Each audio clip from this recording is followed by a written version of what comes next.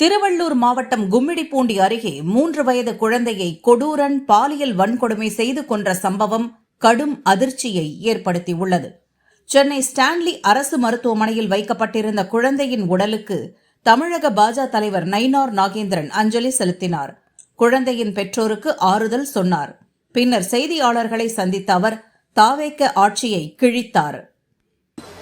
இந்த 48 மணி நேரத்தில் 20 பாலியல் வன்கொடுமைகள், 15 போக்சோ குற்றங்கள் யாருடைய ஆட்சியில்? தமிழக வெற்றிக் கழக ஆட்சியில். கடந்த 10ஆம் தேதி பதவியேற்ற தமிழக வெற்றிக் கழக முதலமைச்சர். ஆனால் வெற்றிகரமாக நடத்துவோரை பார்த்தால் நிலைமை தலைகீழாக போய்கொண்டிருக்கிறது. கடந்த கால திமுக ஆட்சி 125% பாலியல் குற்றங்கள் அதிகம் அவருடைய ஆட்சியில், திமுக ஆட்சியில். ஆனால் இன்னைக்கு பார்த்தீங்கன்னா இப்போவே 100% தாண்டி போய்கொண்டிருக்கிறது. 20 மணி நேரத்தில் 40, மொத்தம் 207 குற்றங்கள், 20க்கும் மேற்பட்ட படுகொலைகள். இன்னும் கஞ்சா சம்பவம், கஞ்சா எல்லா இடங்களிலும் இன்னைக்கு புழங்கி கொண்டிருக்கிறது. சிந்தட்டிக் ட்ரக்ஸு திமுக ஆட்சிக்கும் இந்த தாவேக ஆட்சிக்கு எந்த விதமான வித்தியாசம் இல்லை. 3 வயது குழந்தை பாவம், அடுத்த மாநிலத்தை சேர்ந்தவர்கள், கும்மிடிப்பூண்டி எம்எல்ஏ, தமிழக வெற்றி கழகத்துடைய எம்எல்ஏ நேரே வந்து கைநாட்டு, அவங்களுடைய 2 கையிலையும் கைநாட்டு போட்டிருக்கிறார்கள். இதை விட கொடுமை என்ன இருக்க முடியும்?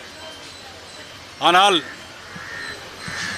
முதல்வர் திரு ஜோசப் விஜய் அவர்கள் சட்டமன்றத்தில் படிக்கும்போது ரொம்ப அழகாக இருந்தது. இது சிறுபான்மையின் அரசு தான், ஆமாம் இது சிறுபான்மையின் அரசு தான். கோட்டு சூட்டெல்லாம் போட்டு படிக்கும்போது ரொம்ப நல்லா இருந்தது.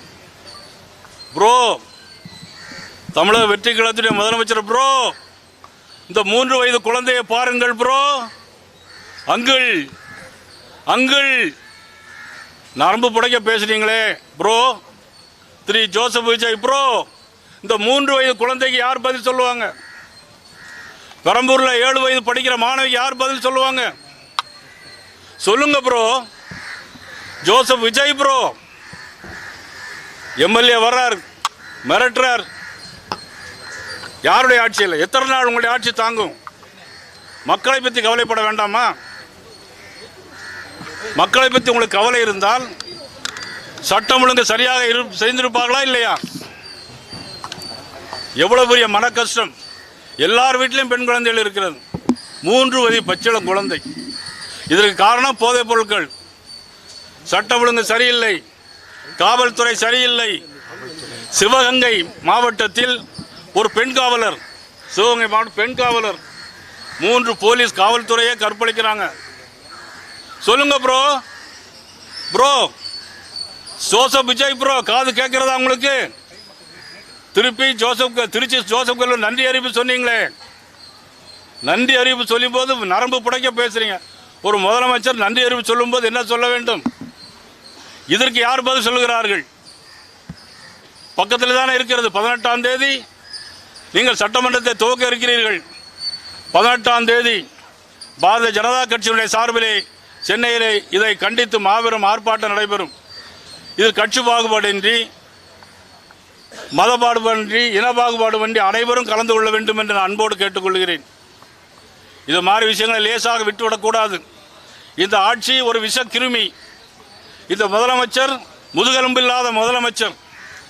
சட்டத்தை கையில் எடுத்து சட்டத்தை பாதுகாக்க தவறிய முதலமைச்சர் உடனடியாக ராஜினாமா பண்ண வேண்டும். பத்திரிகை துறை சேர்ந்தவர்கள் கேட்கலாம், 1 மாதம் தான் ஆகிறது என்று. ஆனால் உங்கள் வீட்டிலும் பிள்ளைகள் இருக்கிறது, குழந்தைகள் இருக்கிறார்கள். யார் பாதுகாப்பு? பள்ளிக்கூடத்துக்கு பிள்ளைகளை அனுப்ப முடியுமா? பெண் பிள்ளைகளை பெற்றவர்கள் அனுப்ப முடியுமா? போயிட்டு திரும்புவார்களா என்ற கேள்விக்குறி இன்னைக்கு எழுந்திருக்கிறது. யாருடைய ஆட்சியில்? திரு ஜோசப் விஜய் அவருடைய ஆட்சியில். கண்டிப்பாக அந்த ஆட்சி அகற்றப்பட வேண்டிய ஆட்சி. உண்மையிலே எங்களுக்கு மாற்று கருத்து கிடையாது. ஒரு ஆட்சி 6 மாதத்திற்கு ஒரு குறை சொல்லக்கூடாது என்று தான் இருந்தோம். நாளுக்கு நாள் அதிகரித்து கொண்டே இருக்கிறது. ஆனால் இந்த ப்ரோ ஆட்சியை நிச்சயமாக அகற்றப்பட வேண்டும். காவல்துறை முற்றிலுமாக கெட்டு போய்விட்டது. காரணம் முதலமைச்சர் திரு ஜோசப் விஜய் அவர்கள். பெண்களுக்கு பாதுகாப்பு அறவே இல்லை. இதை புரிந்து கொள்ள வேண்டும். இது ஒரு விளம்பரமான ஒரு ஆட்சி. இது சினிமா துறையினுடைய ஆட்சி நடக்குது. சினிமா ஷூட்டிங் போல தான் நடந்துகிட்டு இருக்கு.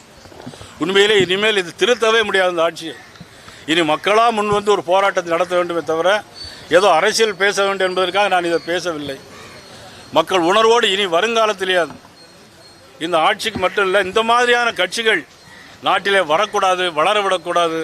இதனுடைய தாழ்மையான வேண்டுகோள் தமிழக பெருமக்களுக்கு. நன்றி, வணக்கம்.